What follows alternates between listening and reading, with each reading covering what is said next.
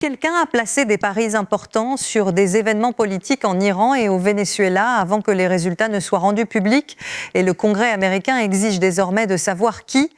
Le président de la commission de surveillance de la Chambre, James Comer, a ouvert une enquête officielle pour délit d'initié visant les marchés de prédiction Polymarket et son rival Kalshi, citant un schéma de paris géopolitique au timing suspect. La veille, 5 responsables de la CFTC avaient été suspendus pour avoir questionné les opérations de Polymarket. Quelques heures seulement après l'annonce de l'enquête, Kalshi a dévoilé un tout nouveau groupe de lobbying, soulevant immédiatement la question de savoir si l'industrie des marchés prédictifs se prépare à combattre la régulation plutôt qu'à coopérer. Les deux plateformes permettent de parier de l'argent réel sur des élections, des conflits et des décisions politiques. C'est la menace la plus sérieuse que les marchés de prédiction aient connue depuis leur entrée dans le grand public.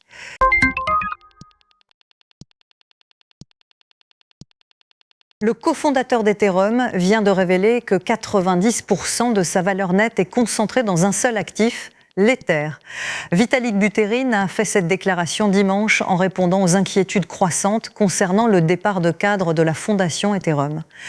Plusieurs chercheurs et développeurs seniors ont quitté l'organisation ces derniers mois, mais Buterin affirme que c'est voulu. Il a décrit l'avenir de la fondation comme un navire plus petit, concentré sur les valeurs CROPS, philosophie cypherpunk, résistance à la censure, principes open source et biens publics. Buterin a également confirmé que la fondation prévoit de vendre nettement moins d'Ether à l'avenir, ce qui pourrait alléger l'une des plus grandes sources de pression vendeuse sur le prix d'Ethereum.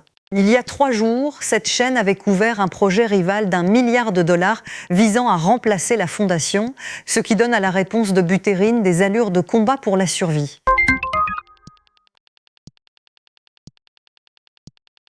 3,2 millions de dollars ont été drainés d'un contrat intelligent opérant sous le nom du routeur cross-chain Squid, et Squid affirme ne pas savoir qui a placé ce code.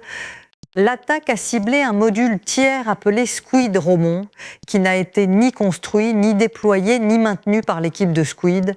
Les attaquants ont utilisé ce module pour siphonner environ 3,2 millions de dollars de fonds d'utilisateurs avant que quiconque ne le remarque. Squid a confirmé que son protocole principal et ses contrats intelligents n'ont pas été affectés, mais les dégâts étaient déjà faits.